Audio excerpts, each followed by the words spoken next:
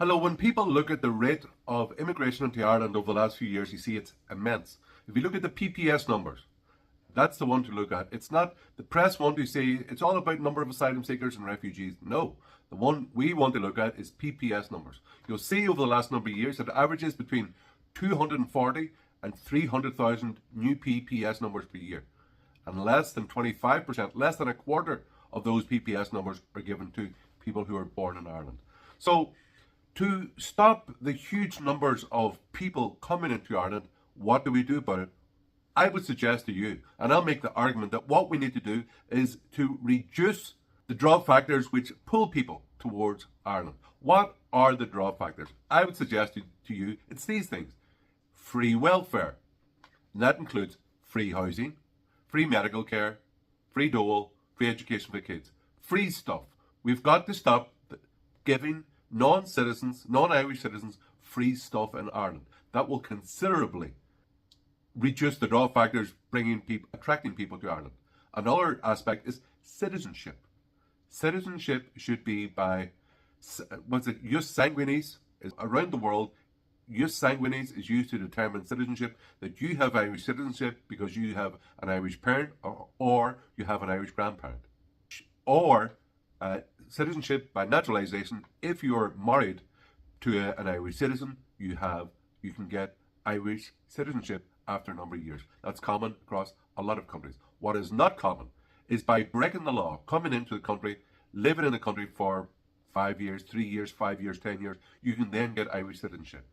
I'm a great respecter of Nigeria, where you only get Nigerian citizenship if you can prove that you have from a Nigerian family.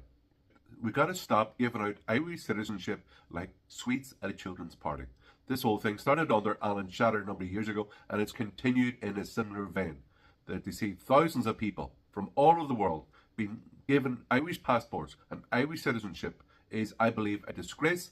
I believe it dilutes the value of an Irish passport, and also it makes our Irish passport less valuable. It could be from anywhere: Uganda, Somalia, Afghanistan.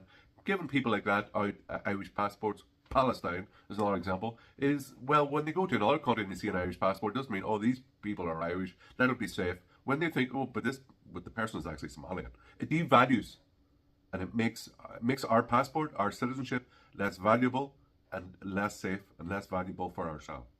Another thing which we need to stop doing is giving out votes. The Irish state has to stop giving votes in Irish elections to non-Irish citizens. I made the argument there during the election. It was incredible that non-Irish citizens can land in here 2 weeks before an election on a Ryanair flight. They can register, they get an identity card, they can vote in Irish elections, they can even run as candidates in Irish elections. But Irish nationals and Irish citizens living abroad couldn't even run or vote in these elections because why? They're not ordinarily resident. So we've got to stop the sham of the Irish state giving votes in Irish elections, even if that's the local election, to non-Irish citizens. Another thing we've got to give out like sweeties at a party is state positions. Positions of employment in state institutions, above all in the Irish Army and in the Gardaí Síochána. We should not be given key positions in the civil service or and especially in institutions like the Guards or the Irish Army. We should not be giving out state positions to non-Irish citizens. They should be reserved for Irish citizens. Another and a final aspect of citizenship, which we should restrict to Irish citizens only, is property ownership in Ireland. It shouldn't be allowed that, for example, rich princes from Saudi Arabia can come in here and buy up 1,000-acre farms.